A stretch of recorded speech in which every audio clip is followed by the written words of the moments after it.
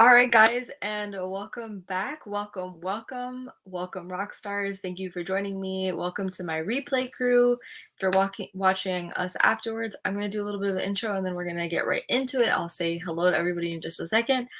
But so today we are talking about the horrible murders of what people are calling the Moab Newlyweds at this point, Kylen and Crystal. We're going to talk background as to who they were, their lives, their families, what their families have been doing, what happened on the day of the murder, the days before leading up to it, and the aftermath of that. Um, and we're going to talk about some theories that have been floating around on the internet. So I hope you guys stick with me for it. I hope you guys enjoy it. And please continue to share and signal boost these stories.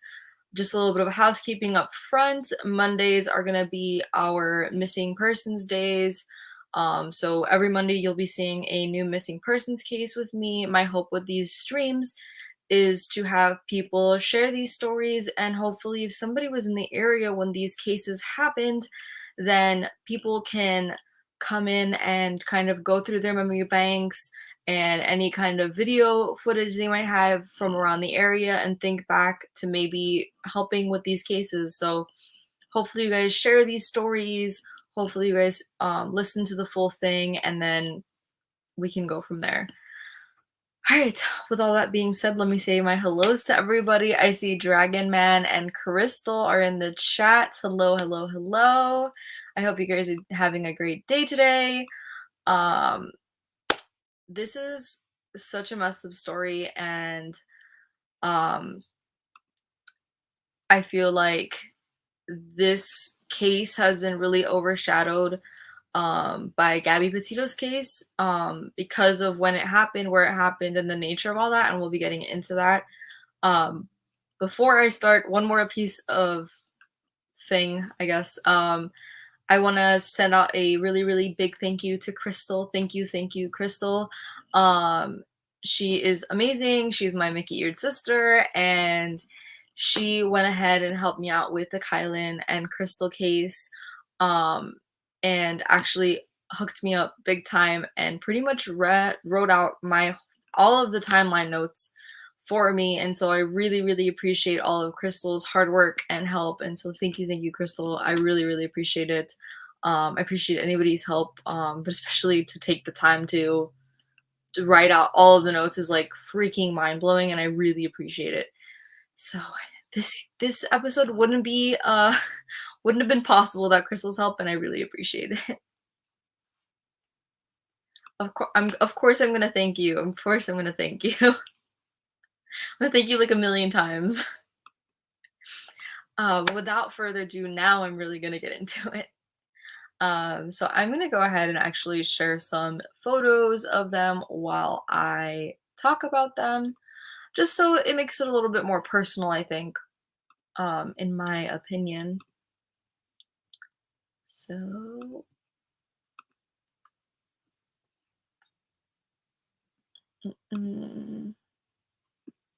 not what I wanted. There we go. Remember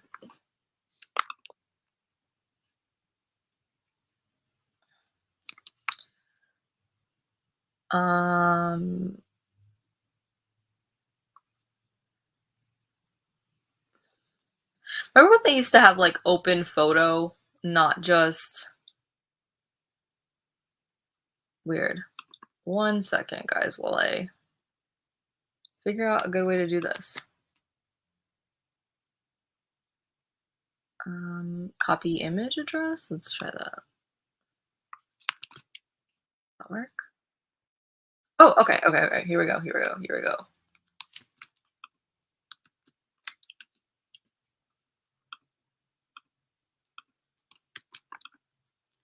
Figured it out. All right, so there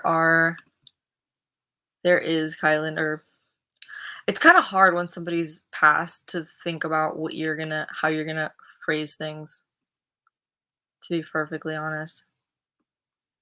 All right, hopefully that works. Good enough, I guess. We have a new person to the chat. Welcome, Primetime. What is up? We are just starting the stream, so you are in really good luck. All right, so this is Kylen and Crystal. They were two women who were living in Utah and were unfortunately murdered right around the time that the Gabby Petito case was happening, right around the time that everybody started looking for Brian and Gabby, right around the time that in like the grand scheme of things, Gabby went missing and everything, and people were just already shocked and awed about it. Um, and so this was kind of the perfect thunderstorm or the perfect storm, if you will, to get the media going because they eventually lumped this into the media circus that um, is and was the Gabby Petito and Brian Laundrie case. So I think it's really important and appropriate to highlight who these people were, talk about their families, talk about their history, dig right into it, and show these people were not just two people who got murdered and had a conspiracy theory spewed about their death. They were real people with real families, people who really loved them. They really loved each other and deserve a little bit more than just a conspiracy theory, in my opinion, just like everybody else does. Anybody who's gone missing or ends up in a tragic accident or, ends up tragically dying, they should also get a moment in the spotlight to commemorate that they were real people. They were real people and were real victims to a murder. Um, so let's talk about a little bit about their backstory. Um, Up front, they do have a GoFundMe page. Like their family has a GoFundMe page to cover all of the expenses that has come after their deaths. So if you want to contribute to that, I do have it linked below. This was cross-referenced and confirmed by the local Fox News team over in Moab. So that's how I confirmed that this was in fact their GoFundMe page of the actual family and not like a scam one that we've been seeing more and more lately. Um, so all that being said, like I said, this is Kylen and Crystal. I don't know why, but every time I look up Kylen and Crystal, people have been calling her Kyle online. That's not her name. It's never been her name. Her name is Kylen. Kylen is actually the brunette one who's taller on the left side of the picture, and on the right side is Crystal. So that kind of worked out really well accidentally with all this. So Kylen, like I said, who's on the left, was a 24-year-old. She moved from Montana, where she was a welder. This isn't the first loss in Kylen Schultz family's life, in the Schultz family life. Back in 2016, Kylen's brother was playing a prank on his friend. He was sneaking around the house to scare him. Kylen's brother was, and the friend thought he was a burglar and accidentally fatally shot him. He was only 15 years old. It was ruled an accident. There was nothing to do with this case at all, but I do want to bring up, and so did Crystal, the fact that, again, this is not the first horrific family trauma for the Schultz family, and it's not that many years in between. It's a 5-year gap in between losing their son to losing their daughter, and it's really, really devastating, and I can't even imagine having to kind of go through this twice. This one's a little different because obviously the other one was, as said, ruled an accident. So obviously they knew up front what happened and who it was and all that stuff. Like here, they don't get that closure necessarily, and that's so much worse. And hopefully, by us all talking about it, we'll shine a little bit more of a spotlight in things, and maybe somebody will come forward with some information that we didn't know. So that same year, in January 2016, Kylen moved to Moab in Utah. In 2018, she started working at the Moonflower Co-op as a cashier. Um, the Moonflower Co-op, just like as a side note, you'll hear this being said why you think that this might sound familiar if you've been following the Gabby Petito case. That is, in fact, the place where the domestic violence call was made from outside of their parking lot, the one against Brian Gabby, not against, but you know what I mean. They called in a domestic violence incident happening between Gabby and Brian right outside of the Moonflower Co-op. So Crystal Beck, who, as I said, was on the right side, who's the shorter one with the blonde hair, um, she was 38 years old. She was originally from Arkansas. She went by Crystal Beck, but her actual like last name that she was born with was Crystal Turner. There's been stuff online calling her both Crystal Beck, Crystal Turner. You know, there's kind of a going back and forth between them. Um, she may have been married before, we're not really sure. And Crystal worked at a McDonald's in Moab. And funnily enough, our friend Crystal in the chat made note that she owned a Harley. um, so, how did these two meet? Kylen and Crystal started dating in March of 2018. In November of the following year, 2019, the couple bought a Suzuki van and they converted it into a camper, which I will show you guys right now. 1 second.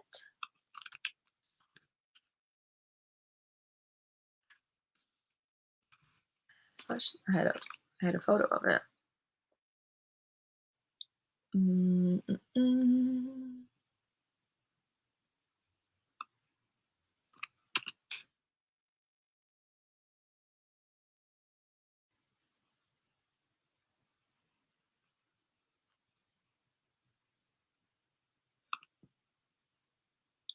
Why can't I find it?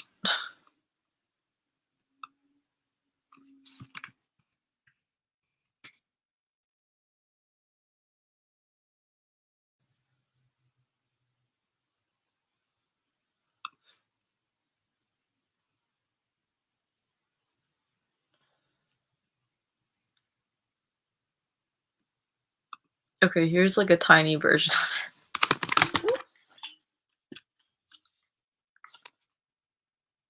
1 second.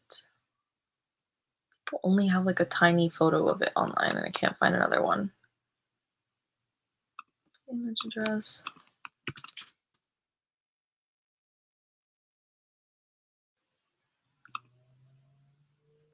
So this was the car that they converted into a camper. I do agree, Kylen and Crystal seem like they were so cool. And it's really sad because especially I'll show you guys their wedding photos in a second. But you can especially see in their wedding photos how happy they were and how in love they were. And like this is just devastating that like somebody thought that like to me, the way I look at all these things where it's like missing persons, like if it's like a kidnapping case or a murder, anything like that, it's like somebody truly believed that they had the right to take a human's life. They believed that that was their right. And that to me is disgusting. Like how do you feel like you just have the right to just willy-nilly for no good reason, just for funsies, take a human life or steal, like literally steal a human, like, and you don't have the right to steal someone. You don't have the right to steal anything, obviously, but especially not a freaking human being. Like it's like abhorrent to me, honestly, that people just feel like they have the right to do that. And that's what I think of here. It's like somebody felt like they had the right to take Kylen and Crystal's life for whatever reason, and they didn't. They did not have that right, and it's disgusting. And hopefully, justice will be had for them.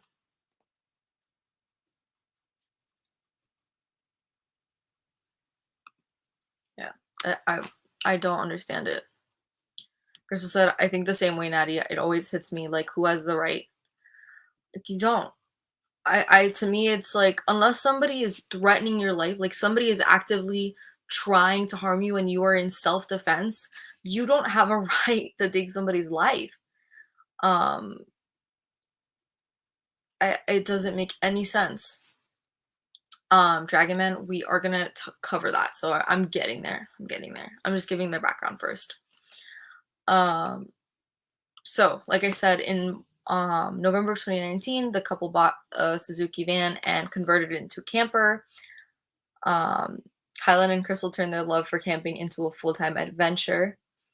The newlyweds had a pet rabbit named Ruth, and there are photos, and I don't know why I can't find them now, and I should have saved them earlier. Unfortunately, I didn't. Um, but there's like a cute one where like they're like with their car and their rabbit is there. Well, here's one. I found one. Um, mm, mm, mm. So here are Kylen and Crystal in their converted van with their pet rabbit Ruth. And they're just so cute. They're so precious.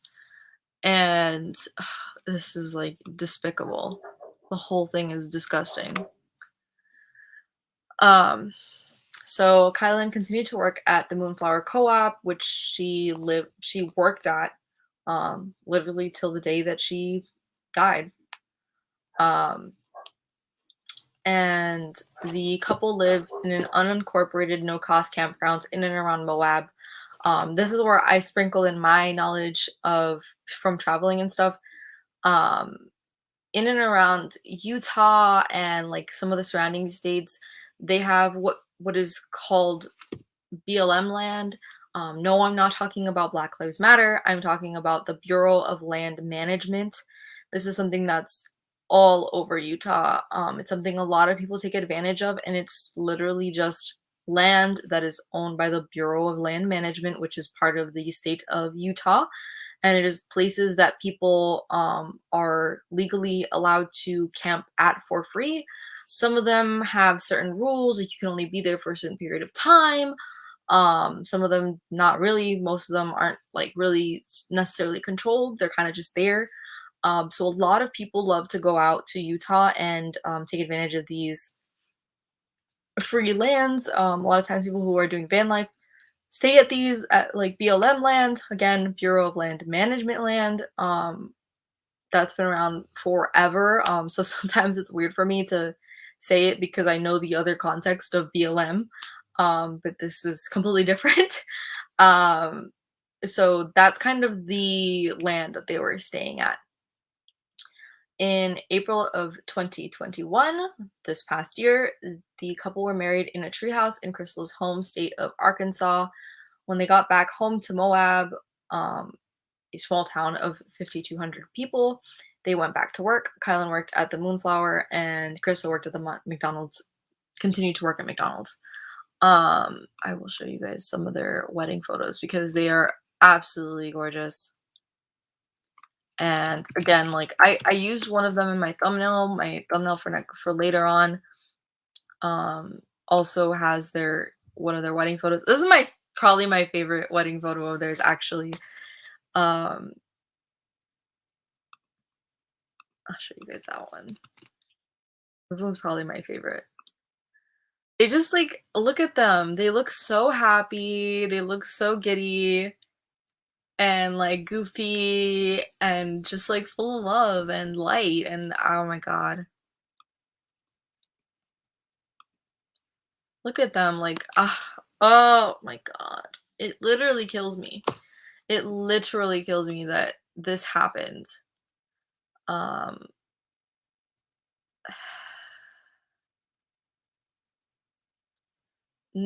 what, like they got married in March and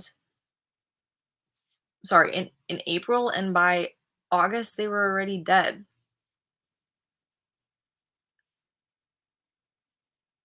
April to May, May to June, June to July, July to August. That's not even 4 months. It's like barely 4 months, maybe they were married and then they were murdered. Like, what the fuck? What the fuck? Um, it's so angering.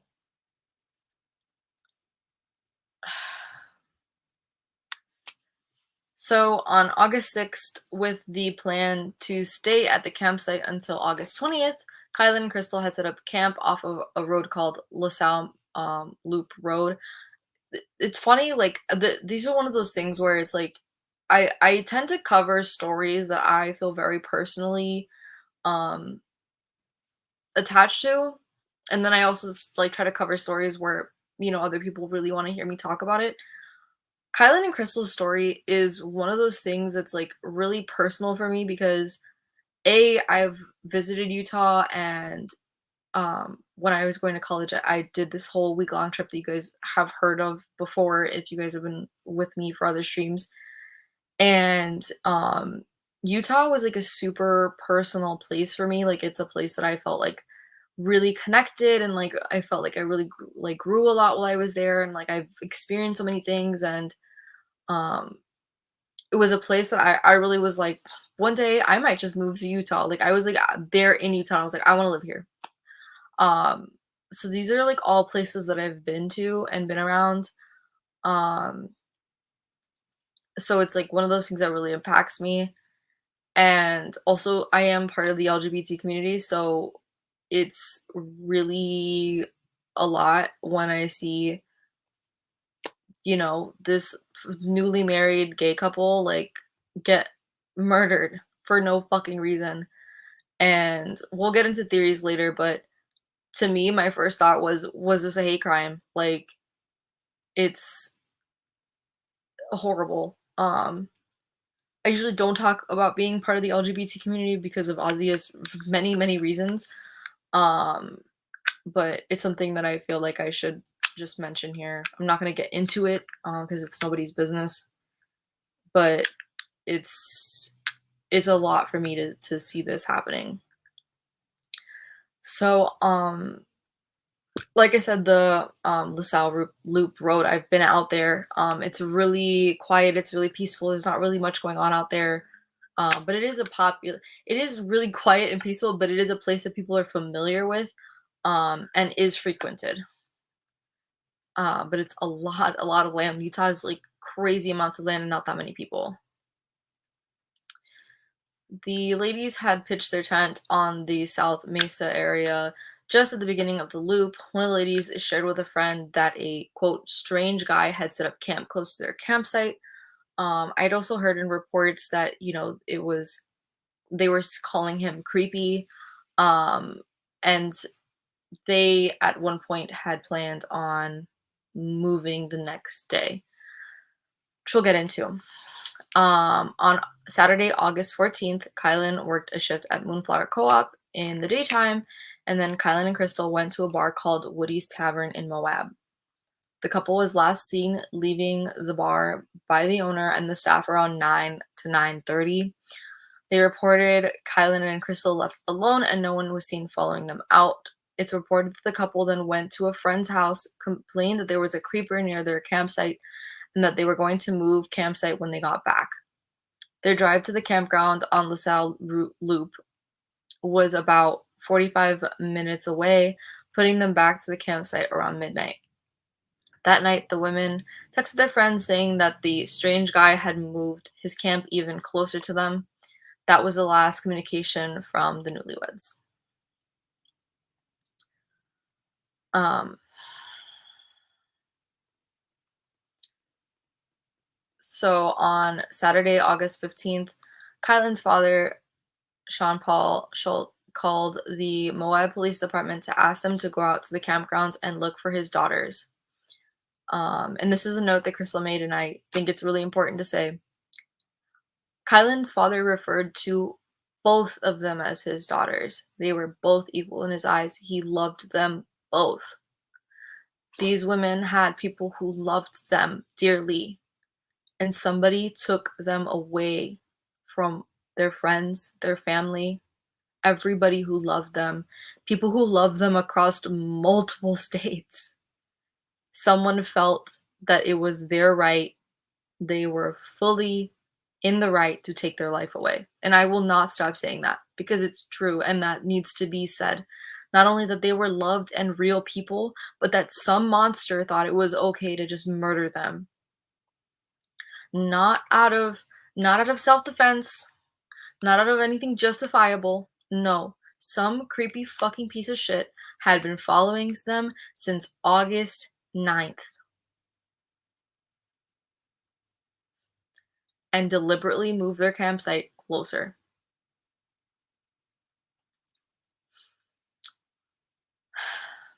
On Monday, August 16th, the Moab Police Department told Sean Paul they couldn't locate the newlyweds at the campground and that they probably just went camping in another area for the weekend. Ha hee hee tee hee. And should reappear on Tuesday as Kylen had her next shift at the Moonflower Co-op. Yeah, okay. They just went camping. They were already camping. What the fuck you mean? They were already camping. That makes no sense. That makes no sense. You don't go camping on a camping trip. Like, you don't go, like, double, like, what is this, meta camping? What kind of dumb shit is that? I usually try to stay really calm for these, but with the fact that they're both dead, with the fact that there's pretty much only one lead and nobody's really doing anything about it, I'm gonna let the emotions happen. I'm just gonna let it happen. I hope y'all are okay with that, or at least along for the ride. And I'm gonna just keep this beautiful photo of them up for a while, unless we have something else that comes up that I need to show you guys. But we're gonna leave this beautiful photo of them up. I don't know. Does it make sense to anybody else? To anybody else that you would go on a camping trip to go on a further camping trip? Because it's essentially what they were doing. They were at a campground, but then they're gonna go camping somewhere else, separate from their vehicle, after they reportedly said that somebody creepy had been around them? No, that makes no fucking sense. Not in my book. So aggravating.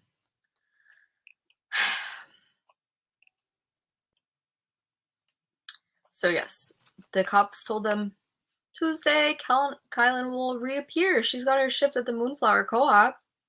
Guess what? Kylen didn't show up for her shift at the Moonflower Co-op. Surprise, surprise.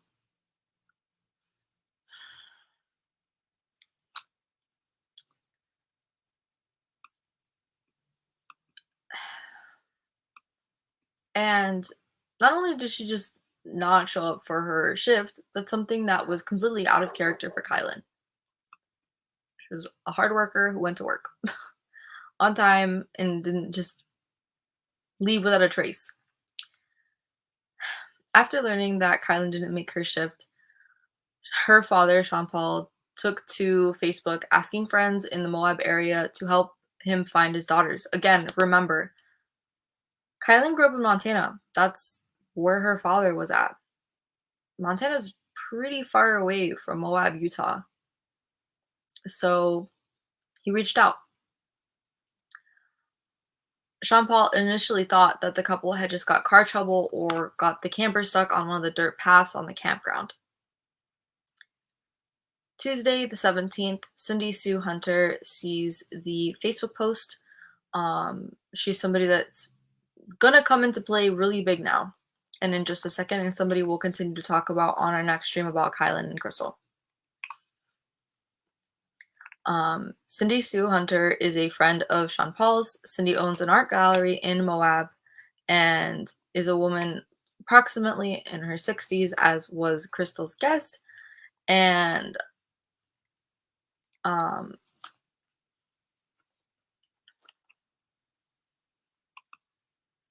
Sean Paul was actually the artist of the first painting Cindy made commission on in her gallery.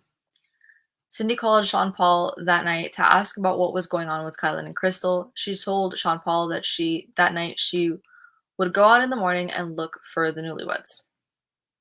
The following morning, on Wednesday, August 18th, at sunrise, Cindy Sue took off from her house in Moab with a full tank of gas, a cooler full of water and fruit, and her 2 dogs in tow. Knowing she could only go up to the LaSalle Loop Road, walk around looking for the couple. Sorry, it's like really hard for me to read right now. Knowing she could only go up to the LaSalle Loop Road, walk around looking for the couple, and showing other campers their pictures, Cindy's plan was to drive the loop until she ran out of gas or it got dark. After 5 hours of driving / walking past and asking campers if they saw the newlyweds, Cindy saw a shiny piece of metal that was the bumper of a car off the road down a path. She just still didn't know if she had found Kylen and Crystal's campground or just another camper setup. Cindy made it down to the vehicle. It was a Suzuki camper. Do you remember what the kind of camper that they had was? Cindy wasn't sure of the year of the newlyweds' Suzuki. She parked her car and got out. Cindy said she immediately felt the campsite was off and called the police, and it was in fact their camper. Cindy then got on the phone with Sean Paul. Cindy first approached the tent. The tent was open, no one was in it, and then she saw a cell phone prompt up something. She then saw a little animal pen with animal carriers in it. Kylen and Crystal's pet rabbit was there without any water or food left. Cindy said she apologized to the pet rabbit. She knew she couldn't give him some water or food because she might be in a crime scene. During all this, Cindy still had the phone on with Sean Paul being his eyes and boots on the ground. Sean Paul kept asking, quote, "Do you see the girls?" Cindy walked around the camper and saw Gatorade bottles scattered around the ground. Some reports say empty bottles, some don't clarify, with the labels removed. Then she noticed some empty food packages by a tree line a few feet away. To the left of the tree line, Cindy spotted a body in the stream. Cindy quickly turned her head, didn't tell Sean Paul, but instead started to describe how beautiful the stream was. After the initial shock subsided, Cindy turned back and could tell from the build of the body that it was Kylen. The body was submerged in the water of the stream. The arms and legs were bent and folded in awkward directions. Cindy wasn't sure if Kylen was face up or downwards. She finally got close enough and got her composure. She told Sean Paul she found Kylen dead in the stream. He asked if she saw Crystal anywhere. Cindy couldn't see Crystal. If that dawned on Sean Paul the danger Cindy could be in, he told Cindy to return to her car, lock the doors, and wait for the police. It took the police over 30 minutes to get to the campsite. When they arrived, the police found Crystal dead further up the stream, behind the tree line, the food packaging laying across the ground. Not many other details about the crime scene were released. Both women died of gunshot wounds, and both were naked from the waist down, and only one of the ladies' shirts was pulled up, exposing her chest. There were 2 keychain gym scam cards in the area.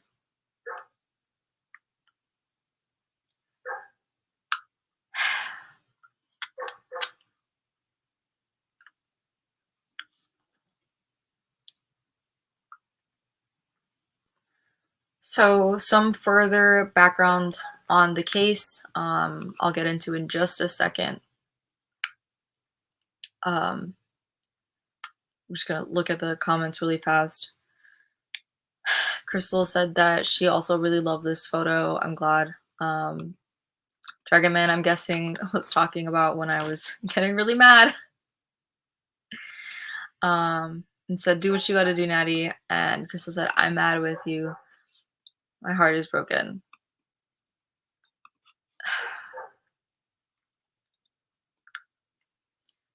I'll just take a sip of my water and we'll keep going.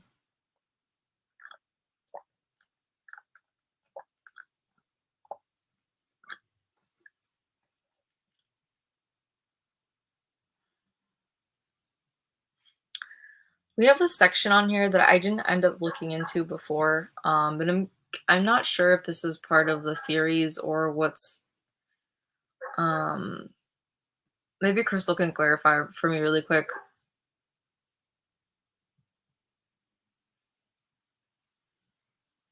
Okay, I see here. Okay, so some notes got switched around. Um, so we're into the theory section now of this case. So there are three dominant theories in this case. Um, One of them, in my opinion, is a little bit more far-fetched than the others.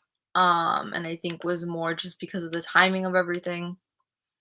Um, but so there's kind of like three theories. One of them was a wedding rehearsal dinner that happened at a wedding venue really close by. Um, there were over 100 people and vendors, like not including vendors that were at this event. Um, so that's one theory is it could have been somebody at this wedding, which I'll give some more info about in a second. The second theory is, of course, probably the one that you've heard of if you've heard of this case before, and that is the theory that Brian Laundrie did it. Um, and the third theory, which I didn't hear of until Crystal brought it up, was the theory about John Colt, who has a lengthy criminal record, all against women. I wish I would have given a trigger warning at the beginning, but I'll give one now. I will be talking in a second about SA, R word, the full kind of barrage of things. So if that's something you don't feel like you can handle, if that's something that's going to trigger you, your mental health is worth more than being on this stream. So I implore you to check out now. Thank you for watching. I hope you guys enjoyed it. You know, if you need to bow out, thank you. Um, Hopefully you can spread this message and help have other people come on in, and maybe somebody will come up with information that we didn't have before. Um, I'll give you a couple seconds to click out now. All right. So I'm going to continue for everybody else who sticked around. So like I said, three dominant theories. One of them we'll call Whispering Oaks. The other one is Brian Laundrie, and the third one is John Cole. So Whispering Oaks is Whispering Oaks Ranch is an estate that holds weddings. On the weekend of the murders, a couple named Devin and Kyle had their welcome dinner on Friday the 13th. At 6 p.m., they had a rehearsal dinner on that night. At 9 a.m. the next day, on the 14th, the day of the murder. Sorry. I'm getting this mixed up. But basically, one day they had the rehearsal dinner, one day they had their wedding going on, and they also had a welcome dinner.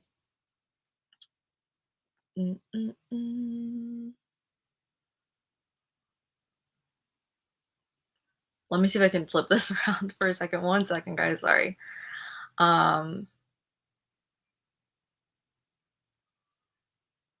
So on Friday the 13th, that's hilarious.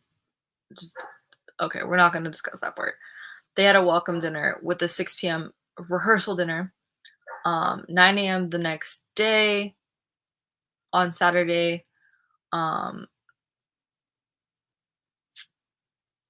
I keep flipping this in my brain. Friday 13th, they had the welcome dinner. At 6 p.m. They had a rehearsal on Saturday at 9 a.m. on the 14th, the day of the murder, and the wedding began at 5 p.m. at Saturday night. There we go. Jesus Christ. I don't know why that was so difficult. Sorry.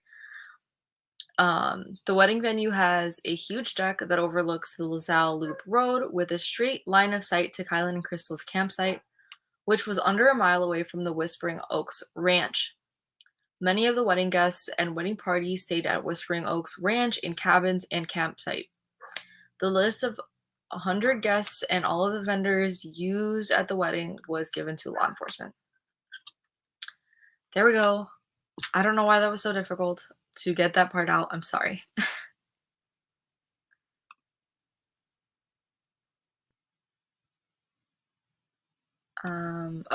Crystal's making a little addendum. The gym scan cards that I mentioned earlier were found after the crime scene was released by law enforcement. Oh, thank you, Crystal. She says, Naty, what a great live you have done. Kylen and Crystal proud. Love your passion, girl. Spread the information. Justice for Kylen and Crystal. Yes, please. The truth needs to come out for them. They deserve to have their story told truthfully, honestly, and without the ridiculous barrage of conspiracy theories that it was Brian, and like allowing that case to overshadow the fact that two people were murdered.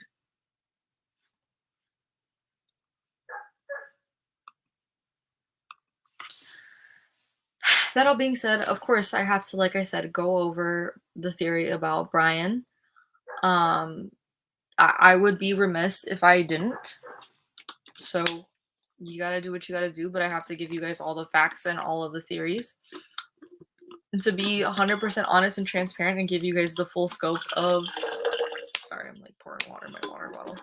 The full scope of the case. So, the theory about Brian Laundrie. So, on August the 12th, Brian and Gabby ate and hung out at the cafe at the Moonflower Co-op. This was, again, like I said, the day in which Gabby and Brian were pulled over by the Moab police officers after having a domestic violence claim said against them, I guess. I don't know how to even word that properly, but there was, as I said, domestic violence dispute was said to have happened, and so the cops were called on them. That's, again, where they were. They were at the Moonflower Co-op, where Kylen worked, when the cops got called on them for domestic violence.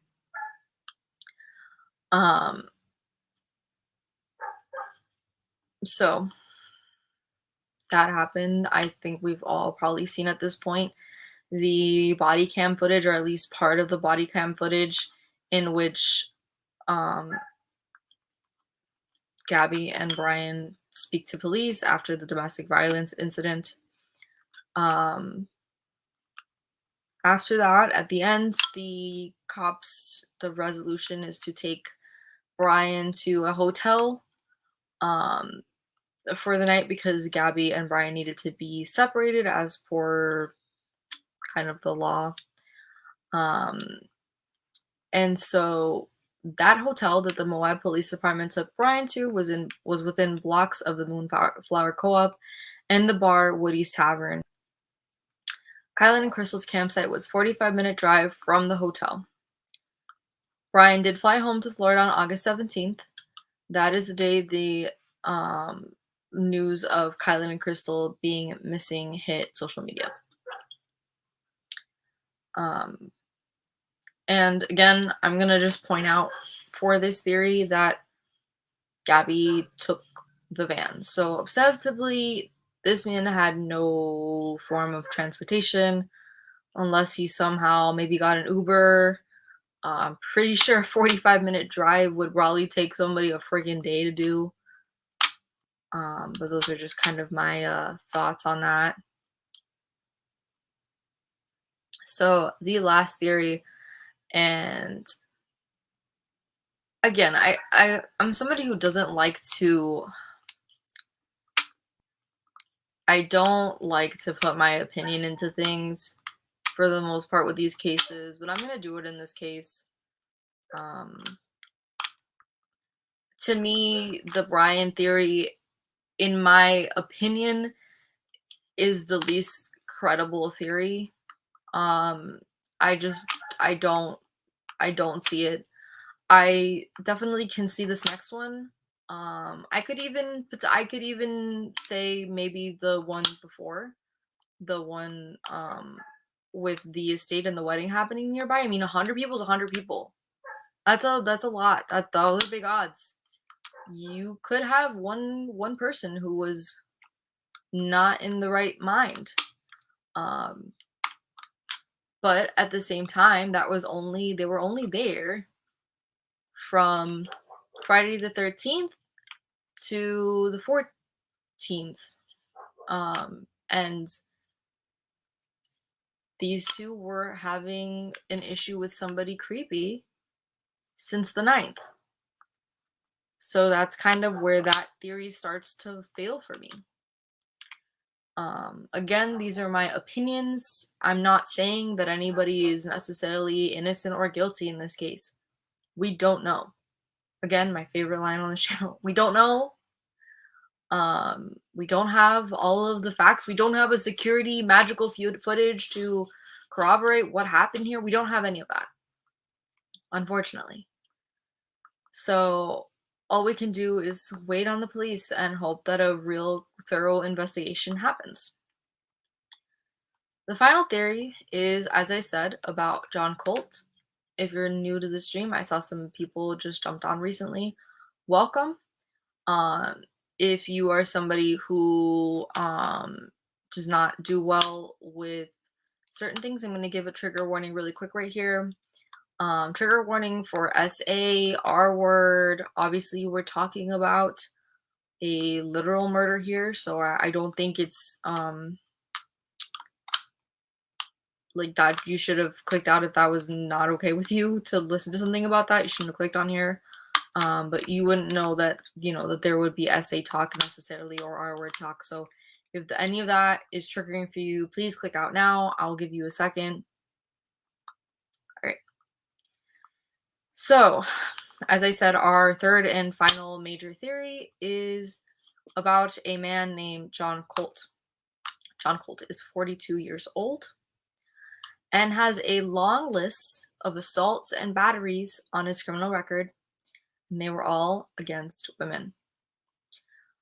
John has been convicted of rape, assault and battery on a woman, and was sentenced to a measly 5 years. As Crystal notated, what the fuck, 5 years? Yeah, measly 5 years. Measly 5 years. John Colt, in this instance, broke into a woman's apartment, held her down, covered her mouth while he assaulted her. When the police arrived, Colt added to his charges 5 counts of assault on police officer. After spending his whole 5-year sentence, it was time for John Colt's hearing to be released from prison. At that hearing, Colt, the prison that Colt was at, assigned. At that hearing, Mr. Colt's prison-assigned psychologist testified that she believed Mr. Colt was a threat to the community, and Mr. Colt had told her that when he got out of prison, he was going to go on a, and I quote, as per the notes, a raping spree. Mr. Colt was sent to a mental hospital in Texas. While in the mental hospital, Mr. Colt had befriended and had an intimate relationship with a guard. It is of unidentified gender, not really of importance, but just a throw in there. This guard friend of Mr. Colt helped him escape the mental hospital on June 30th of 21 and set him up with money and a motorcycle. This is so angering because that, like when shit comes out like this, where people who are motorcyclists or people who have a motorcycle or anything around motorcycles, and they do shit like this, and it comes out in the news at some point that they have any kind of affiliation with a motorcycle, those people end up getting lumped in with bikers in general and continue to give people who have a motorcycle, have any affiliation with motorcycles, a bad name. And people assume because of pieces of shit like this guy that all bikers are bad, and it's not fucking true. And that's the fucking hill that I will goddamn die on forever. Um, I'm gonna take some comments really fast because I didn't get a chance to read these. I'm gonna take John's. Welcome back, John. Thanks for joining the stream again. John said, "Wait, who set him up?" As a recap, Colt was a guy who, a 42-year-old, convicted of raping and assaulting a woman, many assaults on his record, all against women. After prison, his prison appointed therapist said, do not send this man back into the world. We get it. He served his 5 years, but he is an absolute menace to society. He's not good in any way at all. Do not let him go out into the world because he's gonna fucking rape people. Okay? And so they sent him to a mental hospital. He befriended a guard. They had a sexual relationship, or an intimate relationship. I'm sorry, that means sexual in my book. Most of the time when people say intimate relationship like that, especially in the news, that means that they were having sex. So whoever that was that he was having an intimate relationship with, who was a guard at the mental hospital, helped him escape, set him up with money and a motorcycle. That's how he got out.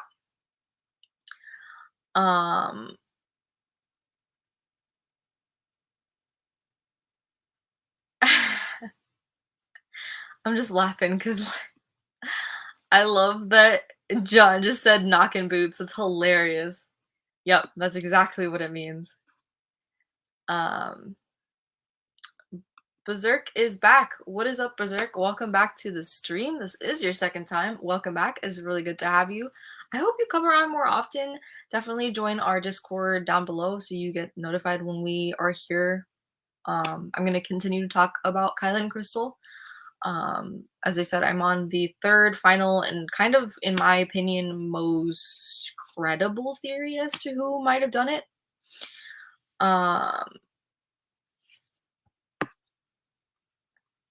I didn't even know Dragon Man is making comments about the motorcycle stuff that I was talking about. I didn't even know Hunter Thompson wrote a book about the Hells Angels. That's really interesting. I'm gonna have to read that. Let me know what the name of it is.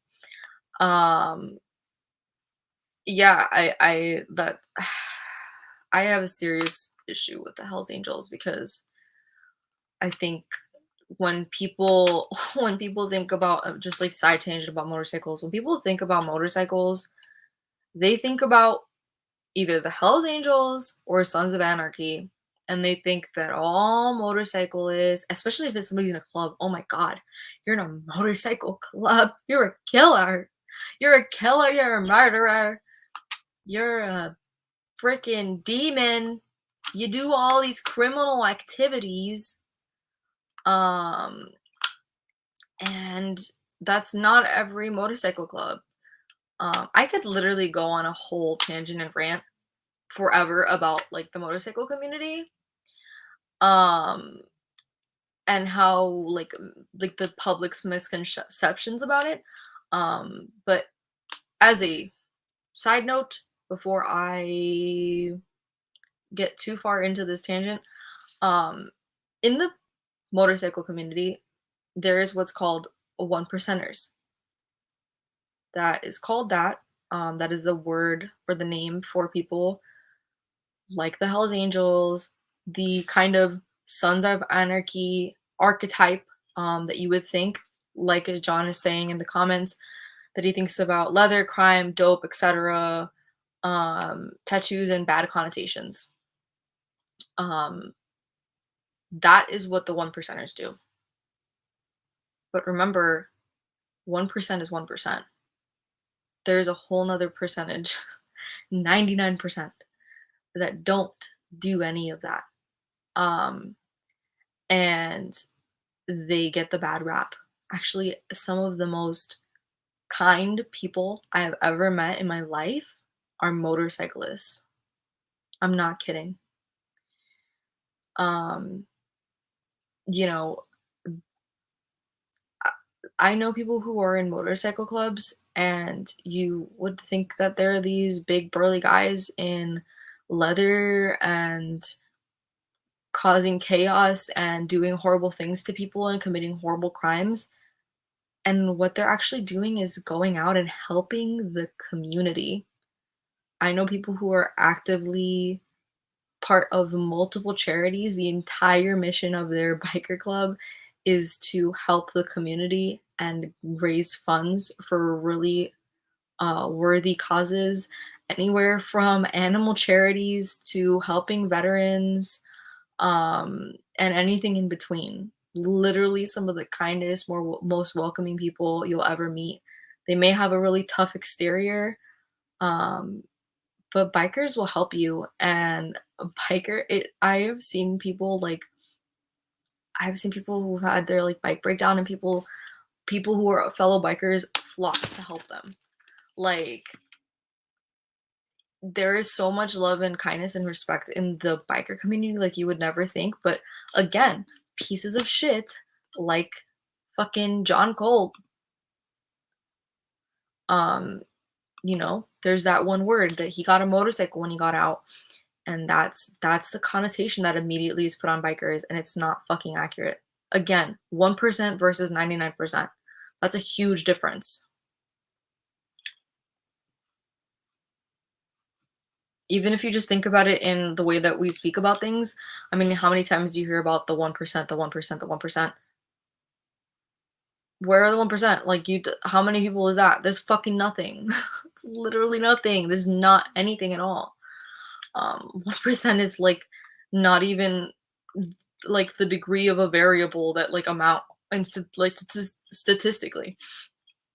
So remember, when you see bikers on the street, they're not necessarily bad people, and please look both ways for bikers. Remember that they're out there, because a lot of people don't think about it, and that's how accidents happen. Anyways, I return from my tangent diatribe. Um, so, um, I love it. Crystal's like, bikers, hot guys. um, Berserk said, Brian seemed nice, opposite of Hell's Angels. I mean, um, sometimes the nicest, most clean-cut looking guys will do horrible things. Look at Ted Bundy. Everybody thought he was so handsome. People still think he's so handsome. Just because somebody looks a certain way doesn't mean that they are a certain way. Yes, thank you, Crystal. I really appreciate this little side tangent going along with me. There are many cases of children or women of abuse that will have a biker gang or biker club right alongside them to court to face their abuser. Yep. Yep. I've literally seen people like I saw some stuff recently where people do stuff like this. I've seen and heard of stuff where people will do a whole biker parade for people who are in the community, for veterans who can't ride anymore, for little kids who've lost their father, to make them feel better. And bikers are badass as fuck, and they'll help people. And that's what people don't get, is that literally, I'm serious, 9 times out of 10, again, it's the 1%. 9 times out of 10, bikers are like the nicest people you'll ever meet. Nicest, most kind, giving people. I'm not kidding. Again, they have a rough exterior. It's gonna take a second, but if you need help, bikers, man, they're not what you see on TV.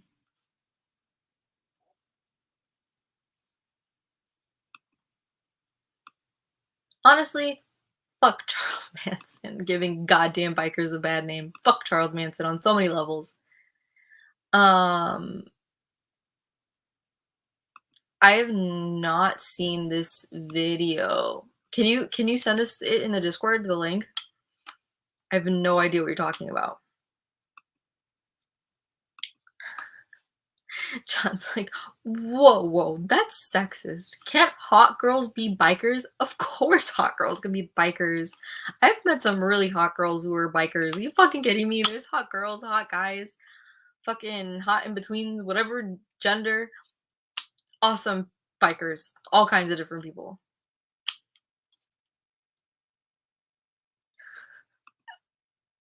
Yo, Crystal and John always getting in trouble in this goddamn stream. Always getting. We're not even gonna go there. Yours are terrible. But if anybody knows about the video that Berserk's talking about, or if anybody can send me the link in the Discord, I'd really appreciate it. Anyways, let me take a sip of my water and I'll get back to piece of shit, John Colt. So, as I said, stupid ass piece of shit guard. Let him go free into the night like a dipshit. Mr. Colt seemed to get back to life as normal. He set up a Facebook account where he'd post pictures of himself like a jackass. Most of the pictures were centered around John, holding up an array of firearms and ammunition. Thank you, as if you were not contributing to the piece of shit stereotype of motorcyclists enough. Fuck you, John. There was a $10,000 reward set up by the FBI for Mr. Colt's capture. Mr. Colt is currently back in custody in Texas, in a mental hospital. We're not really sure where. So that's the end of the Colt situation. We'll see if anything comes out of that part. So, to follow up,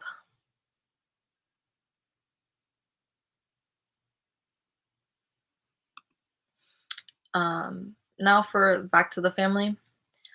The family reports that law enforcement hasn't kept them in the loop of the investigation. They found out details of the murder of their daughters from press statements. The family believes most of the tips in this case have come from a tip booth Sean Paul set up for the 3 weeks following the girl's murder. From the tip booth, Sean Paul got the contact information for the father of the bride at the wedding at Whispering Oaks Ranch. The father of the bride made a spreadsheet of the guest list with contact information.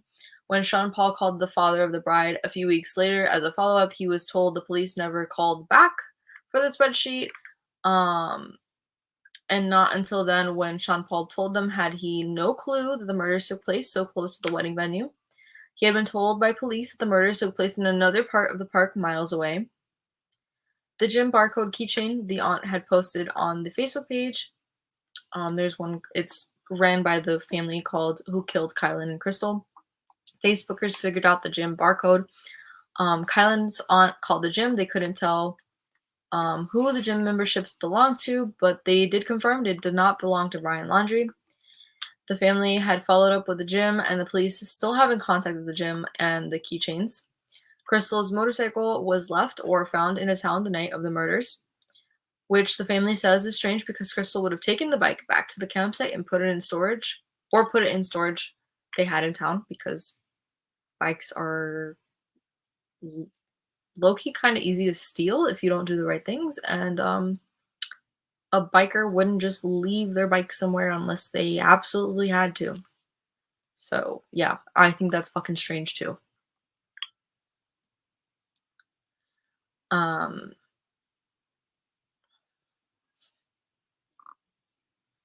Just to join in the laughs, Crystal's like, John, I love you in the chat. You had good laughs. And John responded, oh, well, thank you. So, yeah, that is the entire Kylen and Crystal story up until now. I literally can't believe that only took an hour. I thought that was going to take way longer. I'm going to second Crystal on this, that John Colt is a horrible human. He should be locked away and he broken into 2 million pieces. I agree. I'm gonna go back for a second and grab one of Crystal's comments I didn't get to highlight earlier. Smash those like buttons. I double dog dare you. That is Crystal's words, not mine. Let me know what you guys think about these theories. Please smash the like and subscribe button if you are new here, if you haven't already, and turn on notifications. I'm gonna promo myself a little bit while I hear from you guys about what you think about these theories. Do you think one's more credible? What do you think about these murders? What do you think? What do you think in general? And if you are wanting to talk with us like we are now, please feel free to join the Discord server. It's a great place to hang out with us. We have a great time over there, and we have a lot of laughs. There's a lot of memes, and we have a really good time. Chan said Crystal is quite the sleuth. Yeah, she was the one that figured this all out. So I appreciate Crystal a lot. Crystal said, "You did an amazing job, Naty. Thank you." Thank you. Thank you for doing an amazing job with the Google Doc. It's damn impressive. It's damn impressive.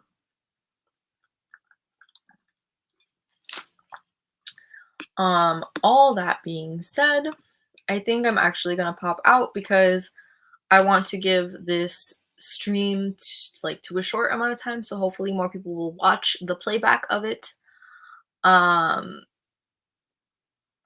So yes, hopefully you guys enjoyed this. Hopefully you guys get a little more insight on this case. You understand more where it's coming from. It is quite the case. We will continue talking about this again on Wednesday. I already have the stream scheduled, so please feel free to hit the notification button, because we will be talking about Cindy Sue, who did in fact find Kylen. We're gonna be watching her kind of one and only interview that she's done, an exclusive interview. And we are also going to be talking tomorrow more about the Brian Laundrie case, and weirdly enough, how Casey Anthony, her parents kind of self-inserted into this case. So we're going to be talking about that tomorrow, and like I said, Wednesday we'll be talking more about Kylen and Crystal's case. So please tune in for that one. We have 9 people on here, which is kind of insane. So like I said, I would really, really appreciate it if you subscribed. And I'm just going to clear up a couple things because people are asking. Berserk asked about Brian Laundrie's keys. There was no keys found here. It wasn't his keys. There was gym cards found, and they were confirmed by the gym not to be Brian Laundrie's. As Crystal said, and as I said earlier, John wants to know which one is which. The person in the tuxedo, her name was Crystal. The person in the dress, her name was Kylen. So yeah, and that's their wedding, one of their many wedding photos that were all beautiful. So yeah, I implore you to look at their photos if you're interested, because their wedding photos are beautiful. They're absolutely gorgeous. And you can just tell how much they loved each other, and it's fucking heartbreaking. John asked, have you tried the Heather Elvis case? I have never heard of that case, so if you want to message us in the Discord about it, I'd be more than interested to look into that. Is that a missing persons case, or is that solved, or let me know. I do actually have a form. If you don't want to go in the Discord and you want to just fill out the form, I have a form linked in the description, towards the bottom of the description, where you can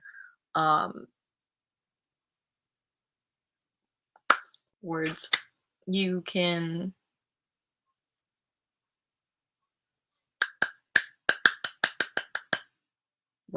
can submit, that's the word. You can submit a case for me to potentially cover on the channel. So if you want to like fill that out, give me some more information about the case, I'd really appreciate that. That's open to anybody. Also, if anybody on here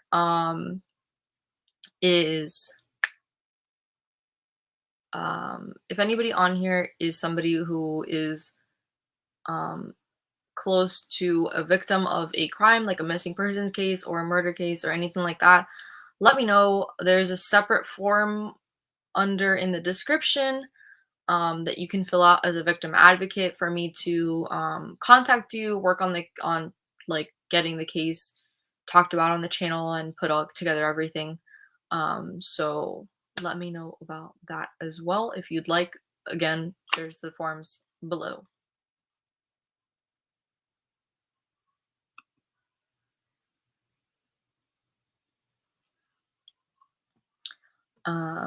John said it was solved but highly disputed, and quote, that case has it all.